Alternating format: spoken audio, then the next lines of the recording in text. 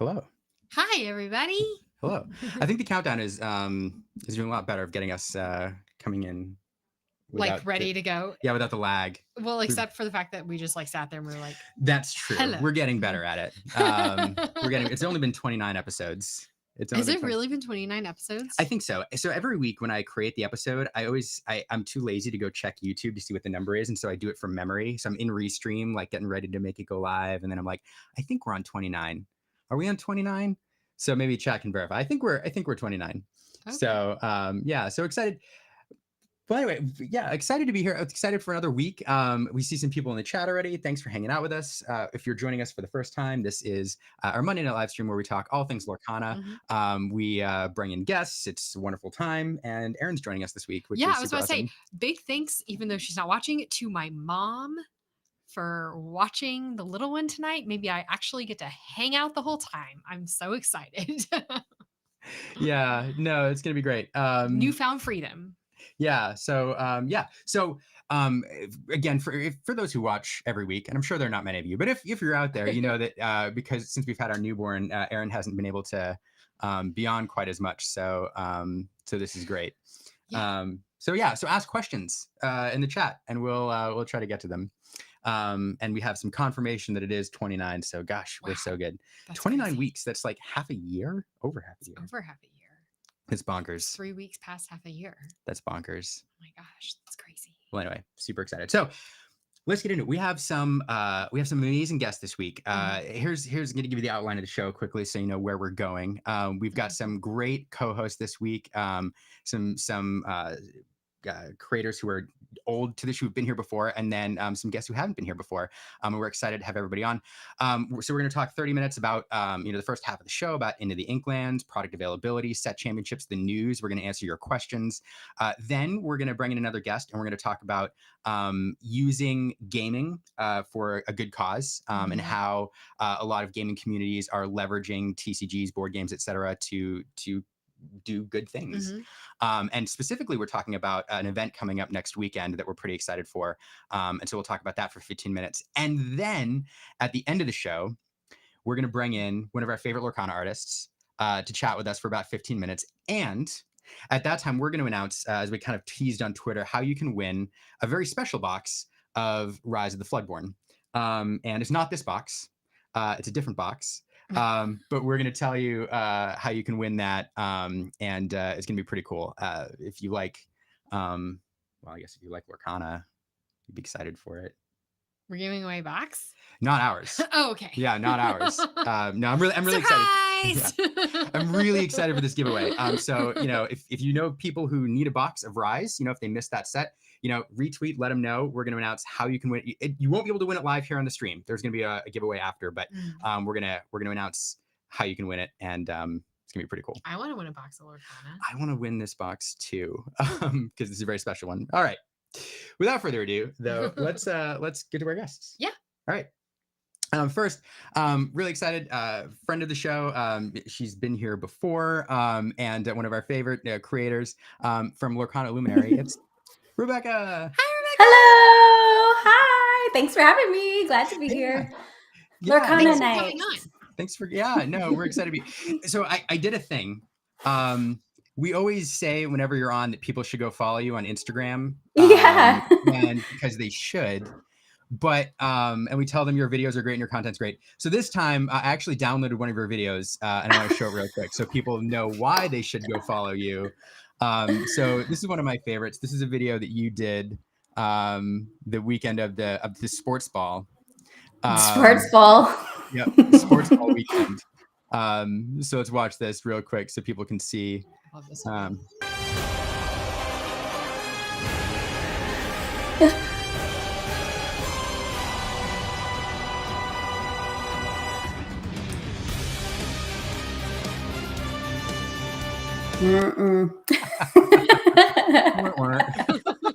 Wah, wah. The big game. That is now my most watched reel on Instagram. Are you serious? Yes, that one. Very nice. It crosses it crosses multiple demographics. It goes sports ball and Lorcana. It does. But your content is educational and it's also entertaining. So if you're not following Rebecca on Instagram, go follow Rebecca, and we'll continue to plug your Instagram channel throughout. I do want to ask you, Rebecca, how your week's gone into the Inklands, but before we do that, let's bring in our other guest. So appearing for the first time on the channel, all the way from Glasgow, where it's really late, and he's going to correct me if I got the city wrong. You got it right. The Earl himself. What? We know somebody else who lives there. We do know somebody else who lives there. It's the Earl himself, Earl Meister. Hey, what's up, everyone? Hello. Hey. We're super excited you're here. It's late there, isn't it? It is. It's 12 o'clock, but I don't sleep till like 3 or 4 in the morning, and I do my stuff during this time. Yeah. When do you wake up? I usually wake up around. I give myself like 7 to 8 hours, so around 11 or 12.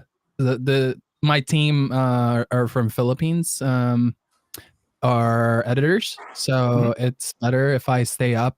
We get more stuff done. That makes sense. Yeah, that makes sense. Nice. Speaking of which, your editing is top notch. Amazing. It's really good. Thank you. I'll talk more about it later, but like if you haven't watched Earl Meister's channel, just to plug him real quick, YouTube channel here, we're gonna ask you in a minute about your projects. I know you have some new stuff coming up, and it's great. The editing is great. Oh, look at what's this? What's this video? Why does this only have 78 views? That's unfortunate. Yeah, we should all. I'll bet it'll go Look up. at Look at that baby. that. Everybody go watch. When I saw that picture, I was like, usually I would keep it to the creators, right? But when you guys send me that picture, I'm like, I have to add that baby. Elena is just so cute. Am I pronouncing it right, Elena? Olena. Yeah. Olena was just too cute on that picture. I'm like, I gotta add it. I'm gonna go ask for their permission if I could use this for the thumbnail. Yeah, I wasn't gonna say anything. Jaunty's comment in the chat. You do it right. I wasn't. You do it right then. It's Glasgow. Oh, my bad. Oh, it's Glasgow. Oh yeah, I Not would have said like Glasgow. How? Wait, but Jaunty now is gonna probably correct me, but I'm pretty sure it's Glasgow. Wait, Earl Meister. Well, you should know. How is it pronounced? You live there. Glasgow. There you go. Yeah. Oh, not ow, like Jaunty how. crushes my pronunciation. I mean, that's the easy city to pronounce, because like when you look at the other cities, like the first time I got here, I'm like, oh yeah, we should go to Edinburgh. I heard there's a castle there. They're like, Edinburgh? It's Edinburgh. I'm like, how do you get Edinburgh from that? I would have pronounced it wrong too. We have confusing names too. Growing up in Massachusetts, you always knew who was from out of New England when they pronounced Worcester wrong. Worcester. Worcester. Yeah. Worcester. It's Worcester. Oh. Worcester, Mass. Oh. Yeah, that's funny. Well, I'm really excited that you both are here. This is exciting. Yeah. So Into the Inklands is out this week. Mass Release. Well, no, the mass release, like retail, retail. It's in all the stores. And product is everywhere compared to like last set. I think I've done this. I do this thing where like I find it online and I have like a limit of. You've ordered. Close your ears, Aaron. I'm like, troves are, oh my god, Disney Store has troves available. I better order 2 troves. And then like the next thing, I'm like, oh, Target's available. I better order a couple of troves from Target at MSRP just because. And how many troves do we have, Liam? It might be the picture that I saw on Facebook where this guy bought like 15, 20 troves. And I saw that picture. Like, there was like boxes on boxes on boxes. It was like, yeah, why? Why that many? Are there too many troves? Maybe they need that many dividers. I mean, the dividers are really, really cool troves. Card dividers. Buying the troves just for the dividers. Yeah, I think it's. I mean, when you look at the price, I've said this before. Like when you look at the price of troves, when you're only paying 25% more over MSRP per pack, and you get the box and you get the dividers, and so it's a no-brainer, right? You should buy The counter too. The counter looks really cool. Better than the counter one looks that we really got from the cool. league. Counter, the dice. Yeah. I'm so excited about the card dividers. Yeah. Same. Love the card We dividers. needed 8 sets of card dividers. Okay. Yeah, So it's how's like product $2 availability? basically. No, for all Well, that. you know, I think they're a no-brainer. Anyway, so Into the Inklands is out. Into the Inklands is everywhere. How has release been going for you all?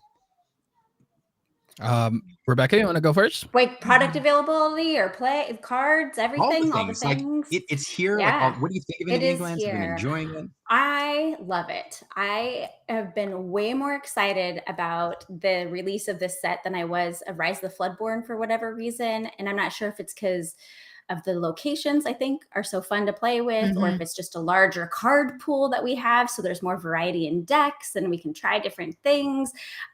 Or just I was feeling tired of Rise of the Floodborn. I don't know what it is, all the things together. And then because products was more available, I think just all of that together, this release has been just way more exciting. And I've been having a lot of fun with it so far. Yeah. Nice. I agree. Well, Agree. the availability here it's pretty much everywhere. It's not like set 1 anymore, or beginning of set 2. Actually, set 2 we didn't have too many problems, especially when I was in London. It's everywhere and it's so cheap because I don't know why in London it's only £100 each. It's usually 120 over here in Glasgow. So yeah, the availability is it's everywhere, but the game right now I feel like it's complete. The cards that were missing is finally here. There's so many decks coming to life. You know, we don't have 3-4 decks getting played anymore. Even in the competitive scene, there's so many decks that's getting played right now, and I'm having so much fun. Obviously, like I would play meta on a competitive scene, but like other than that, I've been playing so many other fun decks like pirate locations. It's just so much fun to bring in your LGS and act like a pirate while you're doing it. You know, here's my Jolly Roger, and here's John Silver going into the Jolly Roger. Yeah, it's been a lot of fun. Yeah. Yeah, you've been talking about the pirate deck like since day one, if I remember right. Pirates are cool about it. Yeah. Gosh, I agree with you all. I like that phrase. Like the game feels complete now. I do think, you know, not only with the inclusion of locations, but we got, you know, a few cards that provide answers, some like targeted discard, and other things. So yeah, it's pretty interesting. The meta is shaping up interesting too. You know, for those in the chat, I'm interested. I kind of want to do an unofficial poll throughout the show. Like, it seems like Ruby Amethyst is still kind of there and still kind of dominant, but I'm interested to hear people's thoughts on which deck, you know, you all think is going to be like after a few weeks and people have tinkered around and the competitive players have come out and the 8K has happened and yada yada. Like, I'm interested, you know, what people think is going to be like the dominant deck this meta, because I want to see if it's different. I want to see if everybody says the same thing or if everybody says something different. I don't know. Emerald Steel is the one I kind of have my eye on, I think. I think Steel anything is kind of strong right now. That's fair. That's fair. I don't know. Steel. I still think that Amber or Amethyst Ruby is definitely going to be one of the tops because it's just so well rounded, right? The early game is solid, the mid game is solid, the late game is even better. But other than that, I just want other decks to join, and Steel, like what you guys said, it's stronger than ever. And the thing about Steel, unlike Ruby, you can pair it with so many inks. At least you're getting different varieties, right? You have Amethyst Steel, you have Emerald Steel, you have Steel Song, of course, and yeah, and there's other cool decks too. Ruby Fossa got second place in France, I believe. Yeah. That was really cool to see. Like, yeah, I'm excited for set 3 and how the meta is going to shape up. Yeah.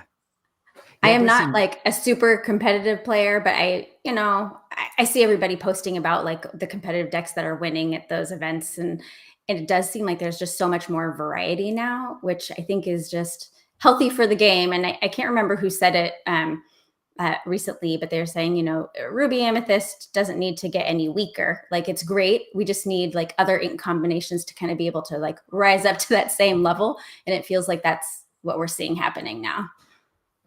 Yeah.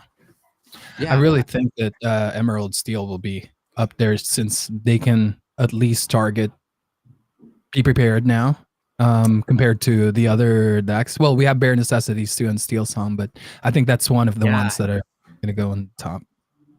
Familiar with that card? Somebody used it recently to pick songs out of my hand pretty consistently. I'm not going to say who. Not going to say what game it was.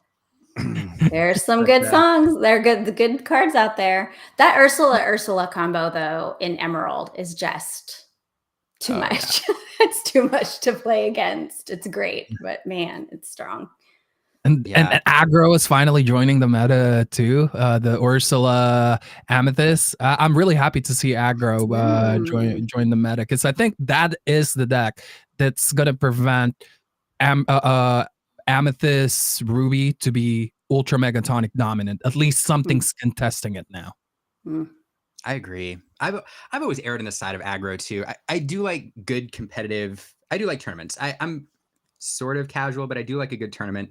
But when I play tournaments, I don't know. In a round, I kind of want to know. I kind of want to be over quick. Like, I win or I lose. Half the round time. Yeah. That's perfectly fine. It's so exhausting going to time every single round. So I don't know. I tend towards aggro. So I'm glad it's a little more competitive. Yeah. So yeah, I don't know. I don't know what I'm building for my meta deck yet, though. So I don't know. Figure that out. There's so many choices now. I know. There are more choices. I don't know. It's probably Emerald Steel or anything Steel, because I have to figure out what it is soon so I can practice with it, because set championships are coming up. Speaking of, yes. Yeah, we've learned a lot about set championships over the last couple of weeks. We had a little bit of news this week, just a little bit of news, and that was that stores are prohibited from awarding cash prizes along with the cards. So the intent, it sounds like, from Ravensburger is you get a set championship pack kit, you apply for it, and then you run your tournament. And the only prizing, well, I don't know. They didn't say the only prizing you can have is the cards, but they did say no cash. It actually, it says it encourages other prizing, but not cash. Yeah. Okay. I wonder if store credit falls into that bucket. Probably. Yeah. Yeah. I guess that is basically cash. That is a good workaround. Yeah. Yeah. It is. I wonder if that's going to be addressed, because I know store credit is popular as a award for various events at LGSs. So I do wonder if that's going to be clarified, because I'm sure stores are going to try to use that, abide by the spirit of the rule, but work around it. I don't know. It'll be interesting too to see, and every store is going to be different, because it is kind of left up to the LGS, according to what Ravensburger's communicated with that, what entry fees are going to look like for different events, because if they're doing like huge store credit or lots of product, because I believe that the kit they get is not something that the store pays for, right? That they're applying and they get it. And so the store isn't paying anything for those prizes. So it'll be interesting to see what that looks like. Yeah, it's the same as the league stuff, the promo cards that we get from league. But at the end of the day, even if there's no cash pricing, and I know a lot of competitive players who definitely have their eyes set on that, they can just sell whatever they win, right? Like, it's an extra step, but a lot of card gamers do that. Yeah, and that is the thing. Like promo cards, special playmats, all that are in a way a cash prize, because you're absolutely right. Right. We saw, the game I remember most recently that I followed, and I'm sure Pokemon does this in other games too, but Flesh and Blood was actually very good at this and had armory rewards. And then for like big tournaments, they would have like gold stamped cold foils, which were very, very limited in number. And people would, they get them and then they immediately turn them and flip them. And it's almost like a cash reward. Yeah. I do hope, Or the I boxes mean, and cards. yeah, I don't know. I do hope, and I don't know what you all think, but I really do hope that the entry is reasonable. I fully support stores. You know, LGSs, they're difficult to run. I understand everything that goes with it. I understand, you know, you need to cover your overhead and all that. But I really do hope, even though they're competitive, set championships are accessible. Yeah. I don't know. I would agree with Joe in the comments. He said I wouldn't be playing in an event more than $20. I feel like for me, I would agree with that. I mean, for the set championship, you know, if stores want to run other cash prize tournaments and whatever with higher entry fees, that's fine. For this, though, it feels like $20 seems reasonable, max. I think that's right. I don't know. I think it's about right. What do you think, Earl? Unless they're adding a case in that, they Right? should be Yeah. raising it. You know, it still all depends on if they want to go big. Let's say they have 100 people on the LGS, and they're like, you know what? Let's turn this into instead of just a regular set championship, let's throw in a case or two. Then it would be worth doing that. You know, I don't like using the word, but it's like a gamble. The thing that you're doing, but yeah. I do agree. I do hope if they do add prizing, you know, if they add cases or packs, and they should, I think, you know, with the tournament entry fee, I hope they layer it below the cards. Yes. I just think the cards. I really think the cards are going to be worth a decent amount. So much. Yeah. And that mat, that the fact that just one of the play mats says champion on it. yes, Yeah. Only one. Yeah. I'm framing that if I get it. It would be great. I would love to see a store, you know, like charge whatever entry fee and give everybody who enters one pack, you know, just like something like, I think that would be great. So then whether you get to the top cut or whatever, then you're at least walking away with something, you know, for paying that entry fee. I think that would be a really nice way to do it. Yeah, I call them copium packs. I love the copium packs because like before I started playing meta stuff, I would always bring like theme decks. I brought a monarchy deck before where it's all prince, kings, queens, you know, and obviously that's not gonna win against Steel Song or Ruby Amethyst. But hey, I have my copium pack. After that, I can still join the fun of opening stuff. Right. I like the idea. I've always liked the idea of like event playmats. It's a little extra work, but like, you know, domestically, if you get some art, you can produce with shipping playmats, you know, for about $8 to $10 for an order of like 25 or so. And that's basically the MSRP price of a pack. And I've always loved the idea of you go to like the set championship for Into the Inklands, and maybe at all of the tables, like for round one, are that store's custom mat for that event. That's cool. It is like $10, but I think that's really cool because you walk away and you collect it and you have a memento of that, you know, particular event. I don't know. I've always thought. I like the idea of that. Oh, did we lose Liam and Aaron? They're frozen. All right, everyone. Me and Rebecca are now the main hosts of the show. Yeah, I just have a connection issue. Are we back? Oh, you're back. Yes, you're back. Golly gee. Yeah, well, you all would have carried it. If that happens again, you're going to have to soldier on. Oh my gosh. Anyway. We were already taking over. It's giving me heart palpitation. We've had a live stream do that before. Don't jinx it. We did. Rough. Yeah, rough. It was rough. Now, Liam, wasn't it you that I saw a picture of that has a bunch of playmats hanging like on hangers? Like you're a playmat collector. Yeah. So many. Right. It's right. They're right there. That's so cool. That's so cool. I love they're custom, you know, they're all custom, you know, some are magic artists, but they're all, I mean, they're works of art, you know? And some of them are limited and I don't know. I have a problem. I go through them every now and then and I'm like, all right, I got to get rid of some of these. And then I do the thing where I'm like, all right, this one still brings me joy. This one still brings me joy. Marie Kondo is not working. This one I'll sell like in 5 years. This is it's a problem. Speaking of Marie Kondo, we used to watch her all the time, and now that she has kids, she's taking back a lot of things that she said. I saw that. I saw that. Had you heard that? Yeah. She's like, oh, it's harder with kids. Welcome to the real life. Imagine. It's every like parent everywhere. Yes. Yes. Yeah. Oh man. So we are going to transition in a minute. We're going to bring in another guest. For those who joined us late, one, I apologize for a new bunch screaming in the background. Two, we are going to announce near the end of the show. If you came to figure out about the Rise of the Floodborn box, we're going to announce near the end of the show how you can win a special box of Rise of the Floodborn. We'll bring that to you later, so hang around for that. I did want to, before we go on though, because we're going to bring in some guests, we're going to near the end of the show. Earl, I know you mentioned you've got a new project you're working on that you wanted to mention and we wanted to plug. So can you talk about what that is real quick? Yeah, of course. So I started getting really into YouTube this January, and I have 3 shows now, or 3 series. We have the Lore Meisters podcast. The Illuminators have been there. Rebecca, you're going to be next pretty soon, if you'd like. I'd love it.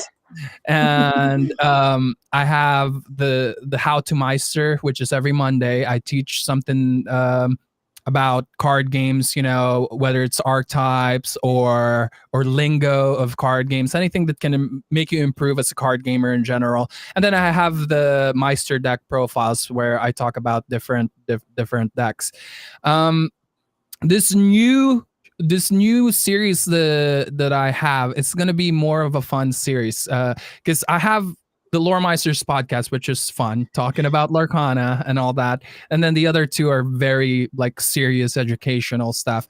And I wanted to add more casual fun to it. So I am collaborating with a local content creator, and we are going to be kind of like replicating Magic's Commander deck style of games, where it's not going to be a 4-player thing. Maybe we'll do some of that in the future, but it's going to be a one-on-one thing where we bring in theme decks, fun decks. We'll probably do some meta as well here and there, but for the most part, we're thinking of theme decks, fun decks to play, and we're just gonna have like a camera set up for me and him and the board, and then from time to time it cuts every now and then into like an interview part where I'm sitting in a stool, and then I'm talking about, I know for sure that he's gonna be playing these cards, and I have a pretty devious plan comes turn 6 or turn 5,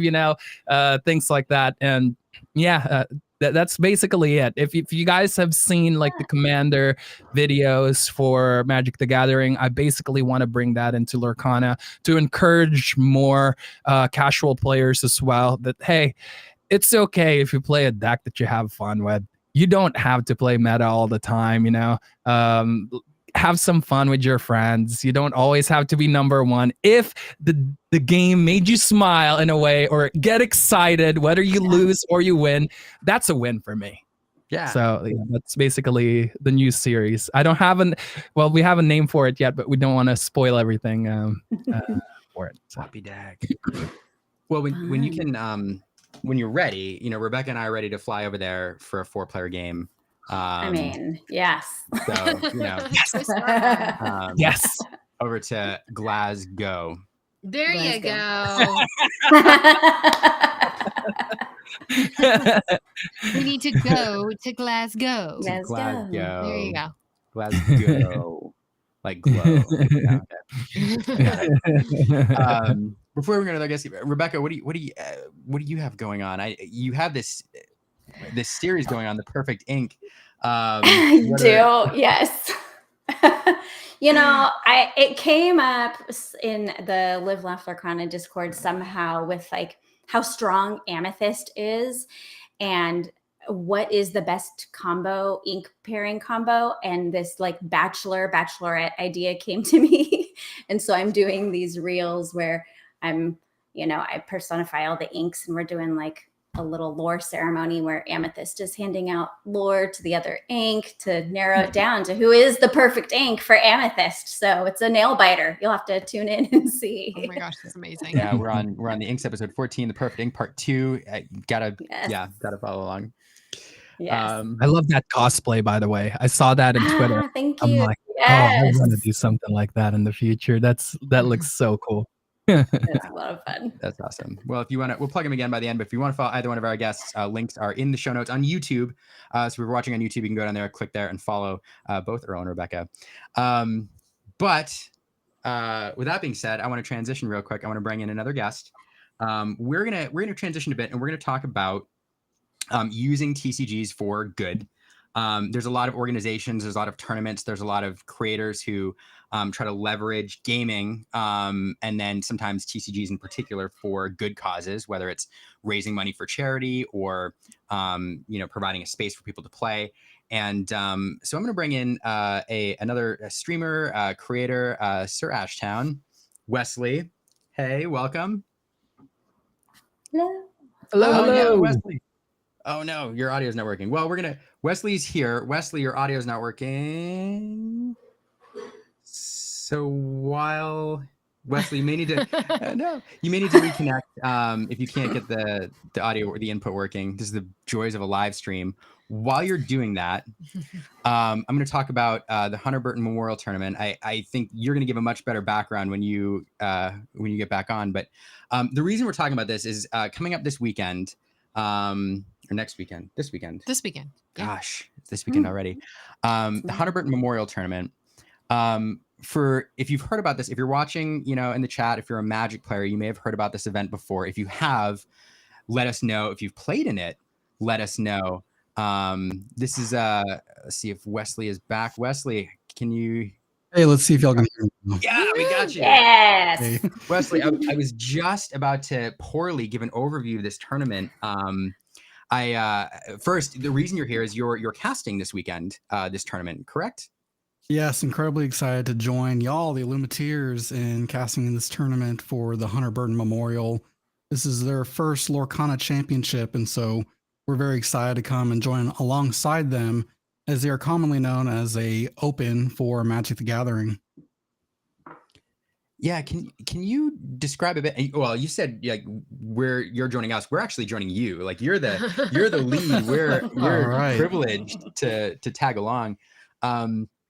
Can you talk a little bit about what this tournament is, why it's important, and what it's trying to do? Yeah, we're really excited for this tournament. The Hunter Burton Memorial has been around since 2014. It's a tournament that is in honor of Hunter Burton. He was an avid Magic the Gathering player who played competitive Magic. He went to the Pro Tour, was very well known amongst the community in the Dallas-Fort Worth area. And sadly, in his later years of life, he struggled with depression and suicidal ideations and lost ultimately that fight to suicide. He had so many people in the community that really latched onto him and loved playing with him that his family saw that when he was in the Magic community that he was the best version of himself. And so to kind of honor that, his family came together and hosted the first Hunter Burton Memorial. And this event is done as a charity event. It raises funds for different suicide, crisis, either different organizations or people who are trying to help those in need. And for this year, the Hunter Burton Memorial Foundation has chosen to join along with 988 Suicide and Crisis Lifeline. So we're really excited to be a part of what we can do to help push the narrative of suicidal ideation within the gaming community.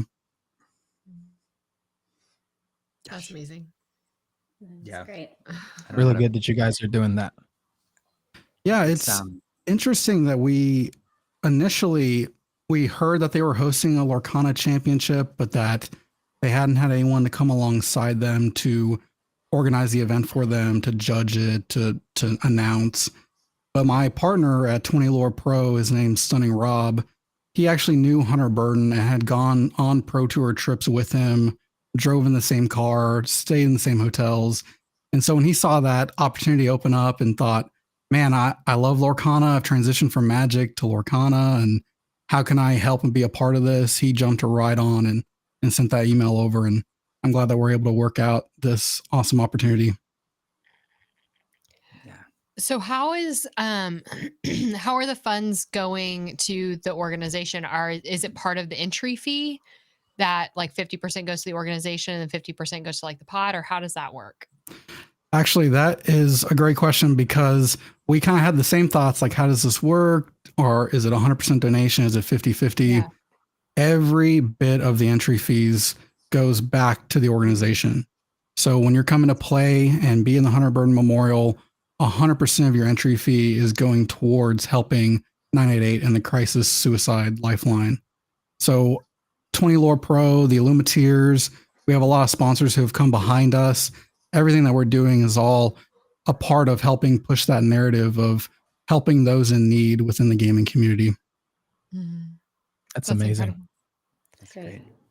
And we've had some great sponsors join alongside us. Can't quite give out their names yet, but we have a couple from some influential Lorcana spheres who are coming alongside and giving monetary donations directly to the foundation, as well as some card stores like the Card Haven and Dallas-Fort Worth area who are covering the prize support for the event, and Evolutions Trading and Colleen. Really excited to have them come and support us throughout all of this. That's awesome. And to answer ABVC's question, it's going to be in the Dallas-Fort Worth area this weekend, so in Texas. So that's amazing. Yeah. And you can connect through. And so where, Wesley, will you be for those who want to watch but who can't go, where will we be streaming it? Yeah, we'll be streaming at 20lore.pro/Twitch. If you'd like to head on over there, we do competitive Lorcana, but also too, we stream kind of like y'all do with going to 1Ks and trying to show the best in competitive play, which is a huge reason why even I got into casting. Talking to you early on, Liam, about how you were announcing, it inspired me and it got me into announcing. So kind of the Illuminateers have been a great support into us, 20 Lore. I love what you all, I mean, the 20 Lore is it's a really neat community. It's very, you all are very like open with your tips and advice and deck building and tricks. I find sometimes that with like competitive communities, they tend to be very guarded, and I get it, right? If you're competing in tournaments for cash prizes, teams come together and they, create their decks and they do their testing and then they want to be competitive. And so they, but with 20 Lore, what impressed me is you all have been very open. Anybody who wants to come in and learn, from watching streams or interacting with you all or getting advice, you're very good about, helping people into the competitive scene. And I just love that. So I appreciate that. Yeah, thank you for saying that.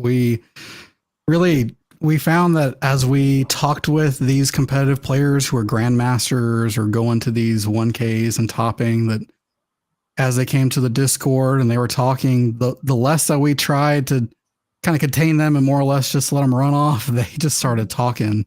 And we really want to influence and help drive communication within the Lorcana community as a whole and not necessarily attach them to one thing. So glad that they are a part of that.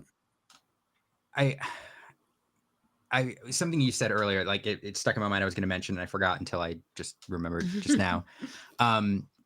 Something you said about Hunter Burton, where you said his parents, realized that when he was playing Magic, he was like the best version of himself. That really resonates with me. Because I don't know about you, Rebecca and Earl, like I'd love your thoughts on this too. Like, there's so many people that I've seen, in various gaming communities or in game stores where, gaming and gaming communities are their home. It's where they're comfortable. It's where they're happy. And when, they're safe. It's where they're safe a lot of times. That's true. So for some people, for some players, not only are games and TCGs, board games, whatever, something that they enjoy doing as a pastime, but when they sit down, at a table for Friday Night Magic or Lorcana or whatever else, like they feel like they're home and I don't know. And the games give them something that they're not getting anywhere else. I don't know. What do you all think? Sure. Yeah. I feel the same way, honestly. sometimes I go back in time. My parents are very old fashioned. They don't like gaming.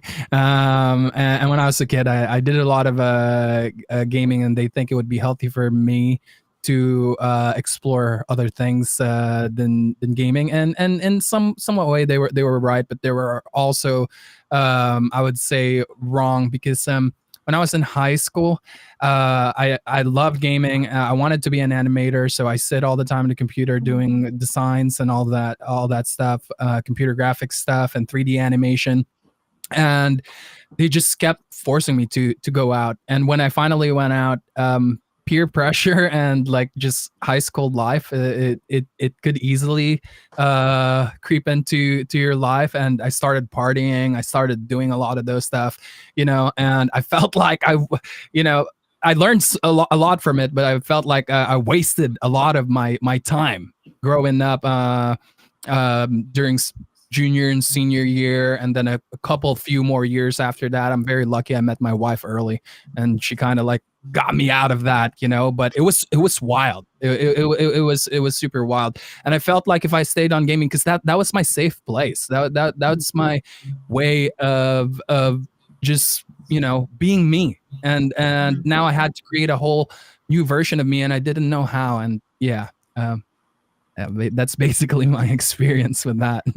Yeah. To talk a little bit from a parent perspective, I'm the mother of a high schooler. My son is a freshman in high school. He's 14, and he plays Lorcana with me. And it's especially nowadays with how online our world is, and not that there's anything wrong with social media or playing video games and all that. That's fine. And I let him do that too. But like, having a place where he can feel like he belongs and can build connections with people in person, and he feels like he can talk with adults, and that they value what he brings to the table, literally with his cards and everything. And so from this like younger age, even that this game Lorcana has been a place that has given him, something to, even when things are hard in other areas of his life with school or friends or whatever, that Lorcana is a big part of his life now, and the group of friends that we've made at our LGS and everything. And so that's really cool to see for him. And then also I think it's really great. I think that, there's so much stigma around mental health and depression and all of that. And it's really great to see this foundation and learning about it. This is my first time hearing about it. And, talking about the issue, I think, is important. And I think talking about it in specific spaces, I think our culture at large is talking more about mental health, but talking about it in places where people have been affected by it and saying like, if this is you, you're not alone, and there's people here who can come alongside you, like here in the TCG world, I think is really important. So it's really great hearing about that foundation and what they're doing. Yeah, it's been something for me. Lorcana, Magic the Gathering, transitioning into Lorcana scene. I used to be in the United States Army, and I saw a lot of my peers, my soldiers to my left and my right, really struggle a lot with finding identity, especially when we came back home from deployments, and understanding who they were in this new world, in this new position. And Lorcana trading card games for me have really been a form of self-care. It's something that I've identified for myself, purposefully set aside to say, this is time for me to de-stress, to unwind, to kind of let go of a lot of the emotions that I build up throughout my workday. And now as a chaplain, I work with hospice. And so I see a lot of deep emotions that my patients, their loved ones, families go through. And so having that time set aside to unwind, to play games, have fun, look at the Disney characters, and you get to say them out loud, sing songs, it really is a peaceful place for me. And it helps alleviate some of those emotions I carry. Yeah. Got me right in the feels. Yeah. You have any thoughts? Close out? No, I mean, to echo Wesley, what you were saying, like, Liam has been in the service, has been in the Army for about 17 years now. And for us, same with you, like finding, and we've talked about this a lot on this channel, like finding our LGS, finding a gaming community wherever we moved to. Like that was how we found home. That was how we found community. And we've been incredibly fortunate to have amazing LGSs everywhere we've lived. So, I mean, I think, just to like wrap this up, I think that this is such an important cause, and a really beautiful way that Lorcana is making the world a better place. We always talk about like the happiest card game on earth, and that this is such a wonderful game that brings people to the table, but this is just even more so that. So I definitely, for everybody watching, like encourage y'all to check out the stream this weekend. Wesley, do you know, is there a way for folks to get involved and give even if they're not playing this weekend? Yeah, if you would like to donate directly to the Hunter Burton Memorial Foundation, they have a PayPal link on their main website that I believe that y'all are pulling up right now. And that goes directly to the foundation, which is going to then at the end of the event present 988, the Crisis Suicide Lifeline, with the donations from everything that's been gathered for the event. So you can go there and directly donate. Also, during our live Twitch stream, if you're watching, everything that comes in, we'll have a donate link on our live stream, and you can donate directly to there, and it'll go straight to Hunter Burton Memorial. That's great. That's awesome. It's amazing to think about like how these card games can make a better impact on communities. And I think, this is something that we can take across the globe and benefit local charities in your communities through your LGS, through your TCGs and everything like that. Sorry, I know I need to wrap up. No, it's good. It's well said. Wonderful. Well, Wesley, thanks for joining us. Super important topic. And for those who are interested, 20 Lore Pro on Twitch will be streaming next weekend. We'll be there as long as our daughter lets us, and maybe we'll raffle off and give away some stuff there as well for anybody watching. We have a couple things in mind, but yeah. So Wesley, thanks so much, and we look forward to seeing you in person next weekend. Yeah, thanks for having me, y'all. Looking forward to seeing y'all. Yeah, nice meeting you, Rebecca. Nice meeting you. Nice meeting y'all. I have to clear the tears from my eyes. In all seriousness. All right. Wesley, thanks again. It's hard saying goodbye. I'm bad at it. All right. All right. So to transition to the final part of the show, I know this is why a lot of you are here. It's always hard transitioning from subjects like that, It is. But you just like do it. I'm super excited for this next guest. She brings us so much joy, and is an amazing artist and an amazing human being. So please welcome to the show, Steph Shaw. Oh, that's so nice. Hi. Hello. So, for those who, you all saw our thumbnail, and you all know because you've seen her name on the card that you all either love to love or love to hate. Stephanie is the artist who brought us the goat, Merlin Goat. The goat. Yeah. Gosh, the goat. Stephanie, the goat in so many ways, I feel like. Yeah. Like yes, the goat in all the ways. Time, the goat. No kidding. Nice try.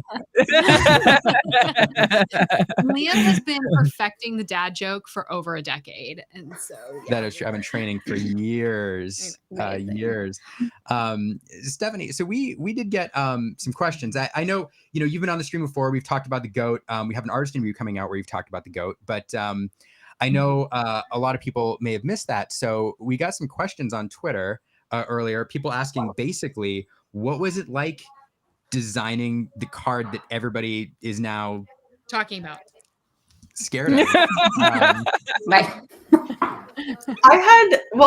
Number one, I don't play, so I don't know how. You always tell me how pivotal this card is, and you have no idea when you're doing the card, nor when I was doing the card. I did it in the early days, so I didn't even know what the game was, really. The harbinger of our doom. So you had no idea what the card did. You're just designing Merlin Goat, and Yeah. turns out it was Just not to blame, everyone. yeah. This is I'm interested. As we talk about this, if anybody else has any apt descriptions of the goat or what the goat means to you, feel free to drop them in the chat, and we'll highlight them here. Because Harbinger of Our Doom seems like a good one. I don't know. Did you?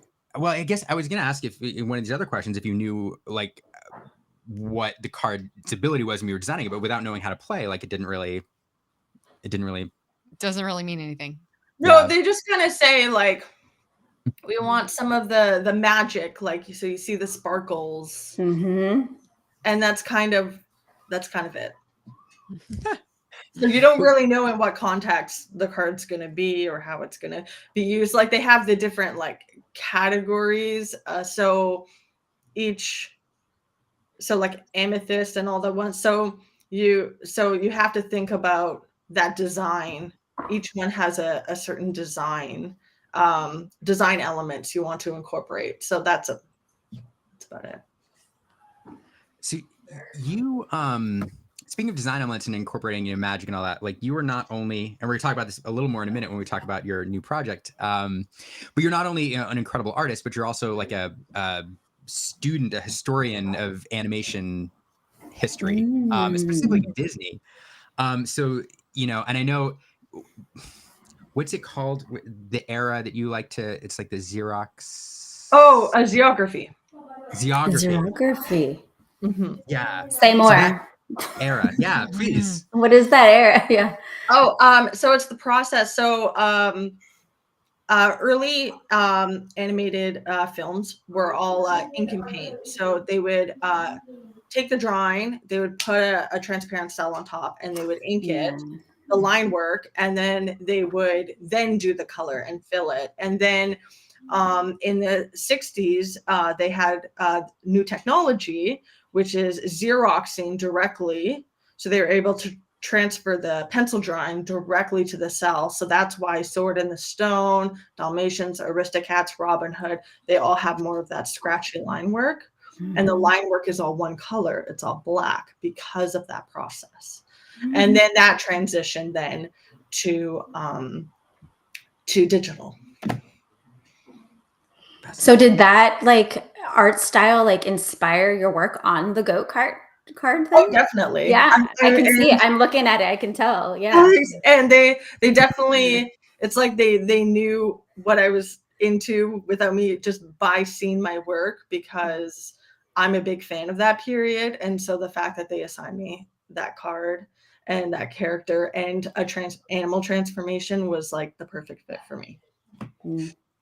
I actually have a little experience on that. Back in high school, I took a class called Art of Animation, where you draw something and we have to like make it move, right? So you have to put another like paper or like cellophane on top of it. I don't know if that was the proper word for it. And then there's this like light table, and then you draw on top of it, and then slowly like make them move. And yeah. Yeah, that would have been paper. So the cellophane is a whole other process that's not used anymore. But yeah, you would slap on the paper and you could see the light table. Now, that's more, I feel like if you're learning or if you're doing background layouts, that's more beneficial, because if you're animating, you just develop the eye when you're flipping. So the light is not necessary. The light is like a crutch. Yeah. Yeah. That's so cool. I actually have the goat here because I play Amethyst. I have the 4 of them in my deck, and I love the art for it. Don't get me wrong, it's magical. But I'm gonna be honest with you. If you don't play it, I'm gonna tell you. I can speak for the whole Lorcana community. This card brings nightmares to people. This is like after they go home from LGS, they close their eyes and this is the only thing that they can see. It's either in your dreams if you're playing it, or your nightmares if it's like, Yeah. you. Yeah. That is Yes. true. Highlight Dreaming of Brandon top saying decking it when you have 19 exact lore. same thing. How has Um, it, like, when did you learn that how popular the card was, and how has that been for you as the artist to be like, wow? Oh, card only that more I did. recently from Liam. So Yeah. it's my so it's my one and only to date because I chose to focus on other things. So I shifted. So I guess it's a good one for one and Yeah. only. Oh no, Yes. the card sure. doesn't go down in Mike. yeah. If you're gonna have a card, you may as well have the goat. Yeah. Yeah. Some other questions. Somebody asked ABBC. What other characters would you like to draw if you had a choice? Oh, Aristocats. I would love to. Oh, I hope we get the Aristocats one of these days. Yes. Marie for me. Marie, we need a Marie so badly. Yeah. Yes. Because I'm a lady, that's why. And we need the song. Everybody wants to be a cat. I don't know what it would do, but we need the song. Yes. Or do I would love Thomas. Yes. Yes. I would love to do Thomas O'Malley because I have a big cat. Oh, He's a yeah. very macho Thomas O'Malley kind of type. So well, your cat's names are awesome as well, and I'm. Oh yeah. Wait, Steph, you have to share your cat name with us again. okay. So the macho one is Sergeant Tibbs from Dalmatian. Oh, Amazing. And then there's Panchito from Caballeros. And there's Daisy Duck. Aw. And there's Fred from Big Fred from the Country Bear Jamboree. So he's named after an animatronic bear. And then Oh, this one, not a cat. pup. This is Dino. She's very Aw. yeah, from the Flintstones. Very nice. No, not a cat. She likes It's to sit close. on my lap. Not a I cat. pictured that a little different in my head when you brought up your little pup. I was like, and this is Merlin Goat. The next one has to be. Yes, the next one has to be Merlin. Yep. Yes. And, I have a people full are house. I you're can't do gonna it be like, this is Merlin Goat, and they'll be like, you mean Merlin? And you're like, no, Merlin? Merlin Goat. Merlin It's all Goat. one word. Hyphenated, yeah. Merlin Goat Shaw. Merlin Goat Shaw. We gosh, a lot of great questions in the chat. We are running short on time, and I do want to talk about this box, which I have a feeling is why we have a lot more people than usual in the chat. There Also, we it's a go. great show. We have great guests. There it is. Yeah, Okay. that box. So that's the That box. box. That's the box we're giving away. Not this box, but that box. People may know at this point that Robin's Burger has started sending boxes of cards to artists. So yeah, every artist gets a box. Sometimes they're wrapped.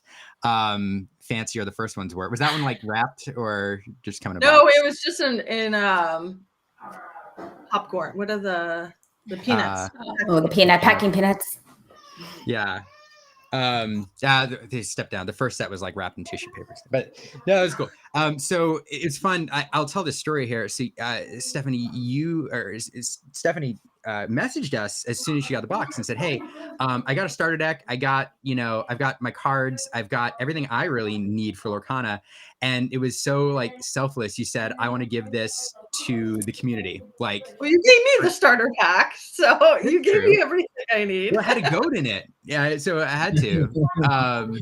But you were like, it was the most fun message because you were like, I'm not going to open it. I just want to give it back to the community. And so we've been talking about how to do that. So we're gonna give this box away. I suggested that maybe you sign it because whoever gets it might like your signature on it. If you want it signed, if you want it signed, I won't ruin it. So okay, so if you win this box, Stephanie will sign it, and will you like sketch a small goat on the top? Sure. I don't want to ruin it, but I can do it. We'll leave it up to whoever. I will make whoever it wins better. That would make it better. I think everyone would take the goat. Yeah. Yeah. So yeah, it's totally sealed from Ravensburger. So yeah. and I thought I'd just pass it along to someone who'd really enjoy it. Yeah, with That's oh gosh, so kind of you. I'm going to tell you right now, like from the community's perspective, I think all of us will say signing it and sketching it would be like, it would be cool. Okay, cool. So 100%. Big yes. yeah, Go so Bucks! I'm sure everybody's like, how are we going to win this? Cameron. There's going to be 2 steps. The first one, now, to be clear, like Stephanie, I remember when you said it, you asked like for nothing in return, and it was us who suggested. We said, hey, Stephanie, I know you have a YouTube channel that you're just launching, and I know you're going to do like the history of animation. You've got some shorts up. You've got a long form video coming out in May.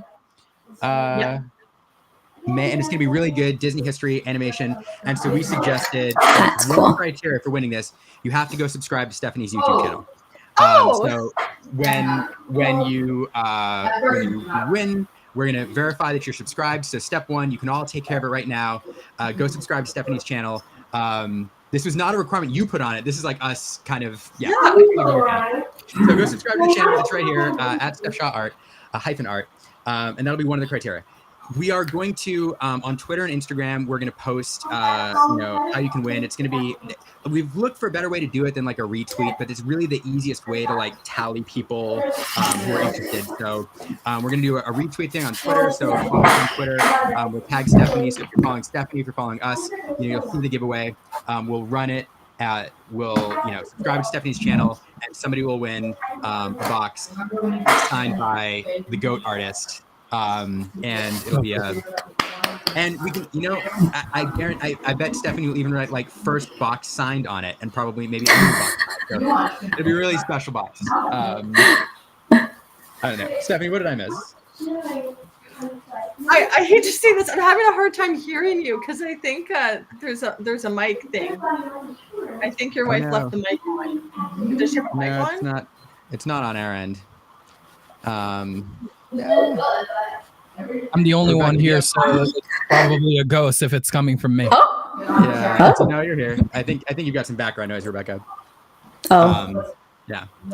Okay. Sorry, I was having a hard time hearing. So no, I'm that's not sure okay. So what did I miss? We're gonna do this giveaway. Subscribe to your channel. Maybe you'll sign the box. What do you have? Anything to add? No. Thank you. No, it's I just have to emphasize once again, and we're gonna wrap the show up here. I just have to emphasize once again, like this was complete. Like you literally came to us and you're like, I will ship this box. I will pay out of my pocket to send this box to somebody in the Lorcana community because I want it to go to the community. So and awesome. You literally asked for nothing in return. So it was amazing. So we're super excited. Anyway, all right. Well, thanks. We do have to wrap up. Thanks, Stephanie, for joining us at the end of the show. I do encourage everybody, follow Stephanie on Instagram, follow her on YouTube. Thanks for joining us. I'm gonna plug our channel real quick before we go around and let everybody give their final thoughts. Thanks for watching. We do this every Monday night. If you want to be a guest on the show, if you're a creator or a Lorcana fan, let us know. If there's somebody you want to see on the show, let us know. Follow us on Twitter, jump in our Discord, ask us questions before. Like, we love community interaction. This is all about building community. So thanks for joining us. Stephanie, I'll start with you. We've already plugged your channel a bit. How would you like people to follow you and connect with you and follow what you're doing? Yeah, I'm on YouTube, StephShaw-art, and I'm also on Instagram, StephShaw_art. So I'm on those 2 places, and you can find me there. I did want to ask, can you, because I couldn't hear you, what is the second part of the contest? We're gonna post it's on one of our social media platforms. We're gonna tag you. It's either on Twitter or Instagram or both to allow people maximum chance to enter. And it'll be the best way to do it. We found is some sort of retweet because it allows us to calculate and draw a name from that. So it'll be on social media. So yeah, subscribe to your channel, and then on social media we'll have like a retweet or a like function on one of those 2 platforms. Cool. So. And that is true, Stephen. If it does go overseas to Australia or to Glasgow, or somewhere where it's super expensive, we will help cover that shipping cost. Oh yeah, no, I will ship it anywhere. So wherever you are, gosh, doesn't matter. Stephanie, you're too cool. You're way too cool. But yeah, please again follow Stephanie. It's awesome, and we hope in the future more Lorcana cards to come. But if you only get one, the goat is the goat, and will always be the goat. You have a Canadian fan here saying shipping to Canada would be super cheap. So wink, wink. So because Stephanie is in Ontario. So yeah. So just going around the horn, Earl, how can people follow what you're doing? I'm Earl Meister everywhere. If you Google Earl Meister, go to Twitter, Earl Meister, YouTube, Earl Meister, Twitch, Earl Meister, anything Earl Meister, you'll be able to follow me. Also, I wanted to add, if I win that box, I'll let someone else take it. But if I meet you in real life, Steph, in one of the events, I want you to sign 4 of my goats, please. I want to play this in the board and say, you just got beaten by a goat signed by the creator of the goat. Boom. Yeah. Yes. Goat. Also, everybody go watch this video here. It's a good one. Partial to that. So Rebecca, thanks for joining us again. You're one of our favorite returning guests. How can people follow what you're doing? Thank you. So I'm mostly over on Instagram at lorcana.illuminary. I'm on Twitter a bit at the Illuminary. Because Lorcana Luminary was too long for Twitter. But yeah, I have a lot of fun over on Instagram. I do funny reels, and you have to see how the perfect ink turns out, who Amethyst is going to choose in the end. Yeah. I'm super excited to know. I have my predictions. I have my thoughts. So I'm interested to see if I'm correct. Yeah, one of the most warm, fuzzy places to hang out in the Lorcana world. So can't say it enough, but enough about it. But anyway, thanks everyone for joining us. We're running a little late. Thanks for joining us. We'll see everybody back here next Monday night. Make sure you follow Stephanie and keep an eye on our socials for the giveaway. We're going to run that very soon. And I have to pause before I hit end because everybody makes fun of me when I cut it off, but I'll say sign off catchphrase.